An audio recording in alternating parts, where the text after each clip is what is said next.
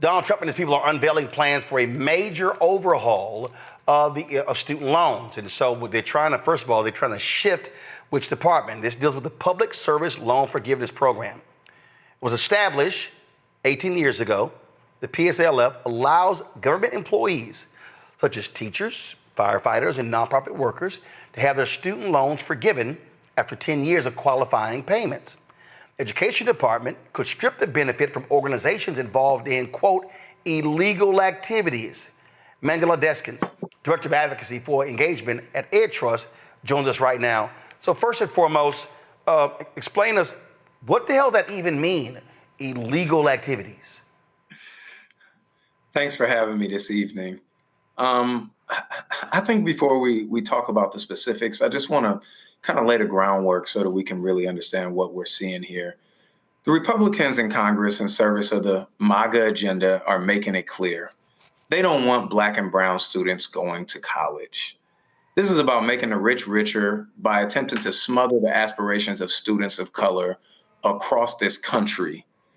And by passing this bill and by putting these restrictions and eliminations and changing to the rules and repayment plans, this is an attempt to make it so that Black and brown students cannot go to school at all. So I just want to start there. The idea is to keep us from being able to go to school or put us in, a level of debt that we can never get out of for the privilege of attempting to access the American dream.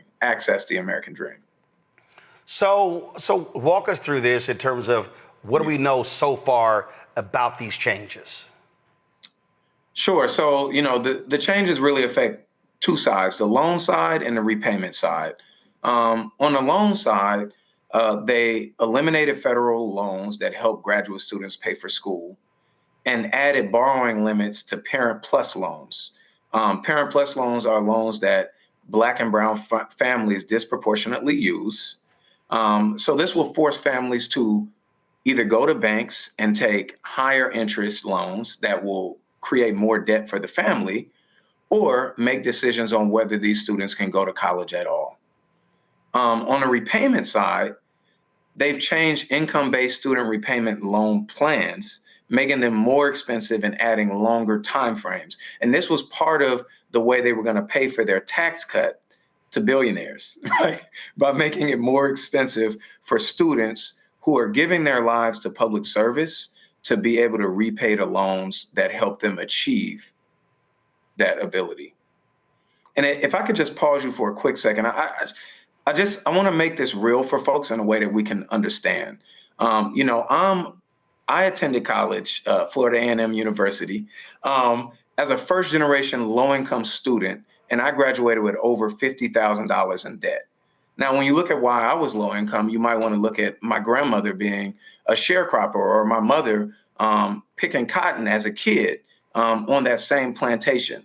But alas, you see me, I was able to make it to college. By the time I was able to start repaying my loan, I struggled to find employment, as many students do. And as a first generation student, I didn't have a lot of family help to help me move forward. So by the time I was able to start repaying my loan had ballooned to over $80,000. By the time I was able to get on an income-based repayment plan, it went over to $100,000. Now, I'm here to say that public service loan forgiveness helped me. It helped me get out of a debt that would have saddled me for the rest of my life, a debt that I had because I spent my entire career fighting for people who look like me, who came from the circumstances that I came from, so that people could have the ability to achieve what we call this American dream. This is what these changes did. They are taking that ability away from further generations of students who are coming from backgrounds like me, trying to give their life. All right, looks like our guest is frozen, so we're going to try to reconnect with him. So let's see here. I see it spinning. Mandela, you still there? Sorry, can you hear me? Yeah, you actually froze there, but go ahead, keep going. Oh, I don't know where I froze, man. I was just getting into it. Well, again, we were talking about in terms of how this thing is being put together and who is going to affect. First of all, when do these changes start? I mean, is it right now? What must folks do to prepare themselves? Yeah, for sure. So the changes start right now. Folks are already seeing their repayment plans change. They're already seeing a raise in the amount of money that they have to pay. They're already seeing hits to their credit scores. And then as far for the repayment side and for the loans, this is for any future borrowers. So these are for students whose kids have did everything they were supposed to do and were able to get into college for this fall in 2025. They're going to have to deal with the consequences of this and the limitations on how much money they can borrow. And it will also affect the students who have already graduated, who are starting to repay their loans. Now they're going to have to give more and more of their income to be able to keep this from hitting their credit or defaulting or hurting them financially as they sit under this debt burden. Questions from the panel. Tyler, you first. Yeah, absolutely. As we know, I say education is a right, not a privilege, and no one should have to choose between groceries and a loan repayment just for wanting to learn. My question for you would be, what does this pause in payment tracking mean for borrowers who have already dedicated years towards forgiveness from a lot of these, like firefighters, teachers, and police officers? Yeah, absolutely. So, as what we often see with this current administration, there's a lot that is opaque, things we don't quite know yet, but we know that they will probably not be legal. But that hasn't stopped anything before. What we know right now is that people are now unable to check their payment status, where you used to be able to see how close you were to public service loan forgiveness.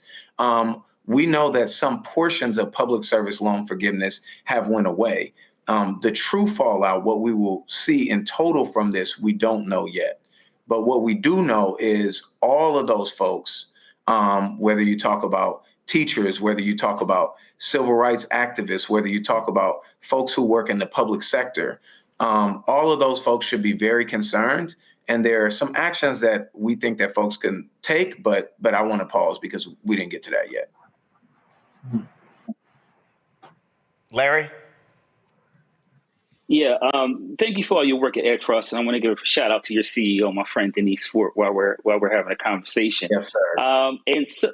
And so let's talk a little bit about what happens if you're not able to pay these loans, because I think the Wall Street Journal reported that some people who are actually retired are actually having wages garnished. Can you talk a little bit about that, because this is disproportionately going to impact Black folks also? Oh, absolutely. So we are seeing wage garnishment actually happen. We are seeing folks take major hits on their credit for being delinquent in their loans. And I think that it's been widely reported that there are many people who are struggling to pay these loans already, and we expect that that's going to get worse.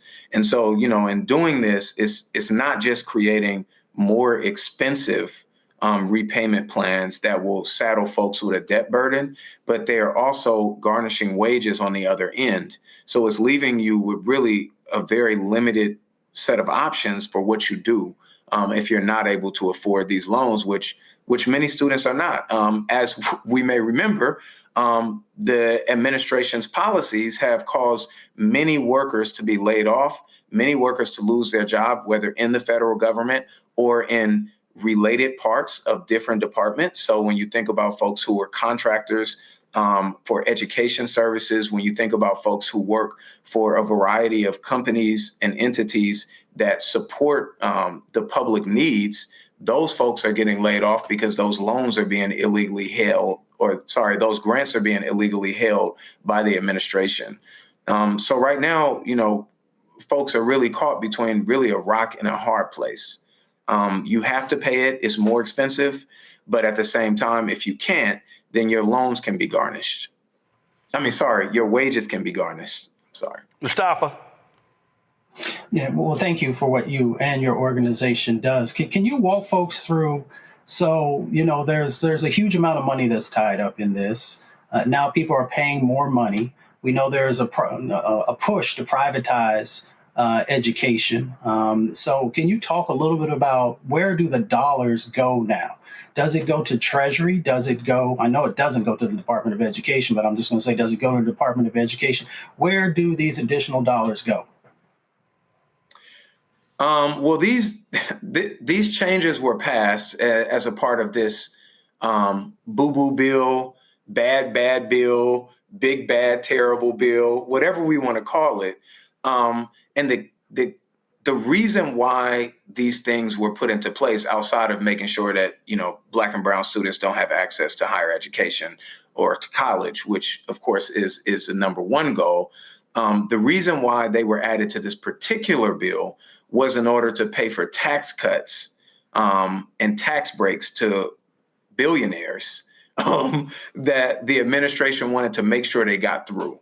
So as far as like how these dollars move through the system, again, some of these things are opaque. The key thing to know is the reason why these additional dollars are being collected is to cover the cost of tax breaks for rich people. At Ed Trust, we like to call this bill the Great Heist. And that's what that's about. It's taking these folks' dreams and aspirations to be able to create a better life for themselves and their families through college and through the careers that come from that, and taking the debt that folks took on in order to do that, and taking that and raising that debt and charging folks more in order to pay for tax cuts to rich people, which really shouldn't surprise us, because remember, this is the same Trump administration. You remember Trump, he created a fake university in order to defraud students who were trying to get a better life out of their funds in the first place. So this idea of stealing from people who are looking for a better life in order to pay billionaires, millionaires, and billionaires is not a new idea for Donald Trump, and it's not a new idea for what we've seen from his policies.